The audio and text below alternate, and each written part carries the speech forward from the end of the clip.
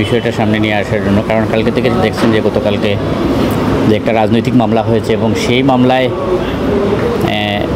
যদিও আমার প্রফেশনটা সেখানে উল্লেখ করা নাই, জাস্ট হচ্ছে আমার নাম এবং ঠিকানাটা ব্যবহার করা হয়েছে।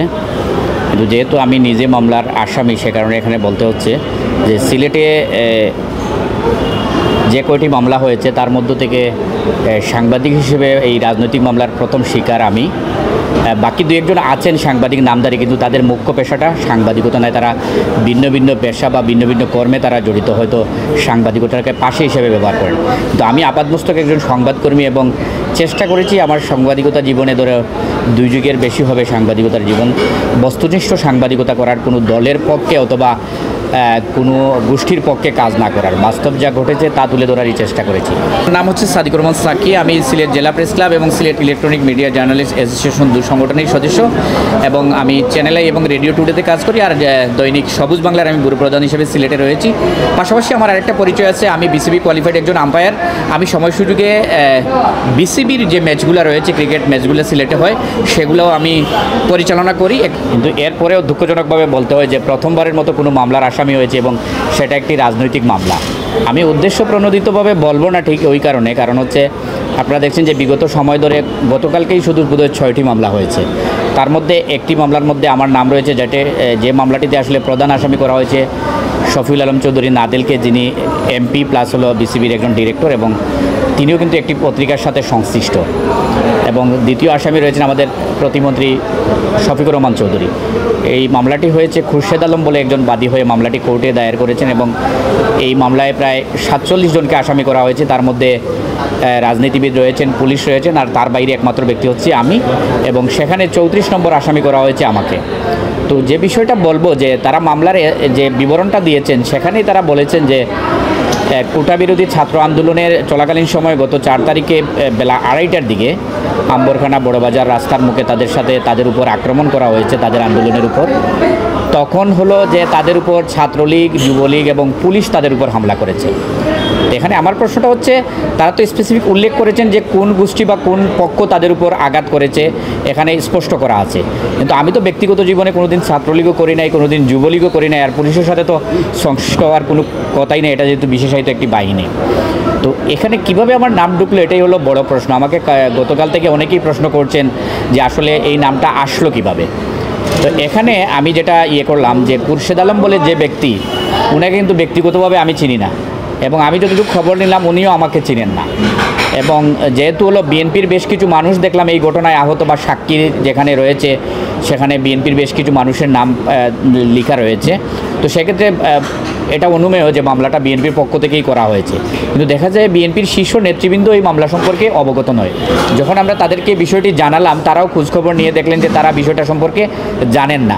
তো ঊর্ধ্বতন নেতৃবৃন্দ যখন জানেন না, তখন স্বাভাবিক কারণেই প্রশ্ন আছে যে তাদের নিচের যে নেতৃবৃন্দ বা ওয়ার্ড পর্যায়ে যারা নেতারা রয়েছেন, তাদের সাথে যখন যোগাযোগ করা হলো, ধরেন আমার বাসা 5 নম্বর ওয়ার্ডে, যে মামলা করেছেন ওনার বাসাও 5 নম্বর ওয়ার্ডে, 5 নম্বর ওয়ার্ডের যিনি বিএনপির দায়িত্ব রয়েছেন, তিনিও বললেন যে আমিও ওনাকে চিনি না বা এই মামলা সম্পর্কে তিনিও অবগত না।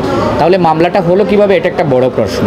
তো যদিও দেখা যাচ্ছে যে এখানে হলো মামলার আসামি যারা হয়েছেন তারা হচ্ছেন রাজনৈতিক বড় বড় নেতৃবৃন্দ, এবং বিএনপির পক্ষ থেকে যিনি মামলাটি দায়ের করিয়েছেন নিশ্চয়ই হয়তো ওনার নামটা ব্যবহার করা হয়েছে, মামলাটা হয়তো রেডি করে দেওয়া হয়েছে, এবং কালকে তারা একটা সিদ্ধান্ত নিয়েছেন পরবর্তী সময় থেকে যে তাদের শীর্ষ নেতৃবৃন্দ অবগত না হলে আর যেন কোনো থানা এবং কোর্টে মামলা যেন দায়ের না করা হয়। কিন্তু এর আগে কিন্তু একাধিক মামলা করা হয়ে গেছে, এবং এখানে কিছু নাম চলে এসেছে যারা আসলে এইসব ঘটনা বা এগুলোর সাথে আদৌ তারা জড়িত নয়।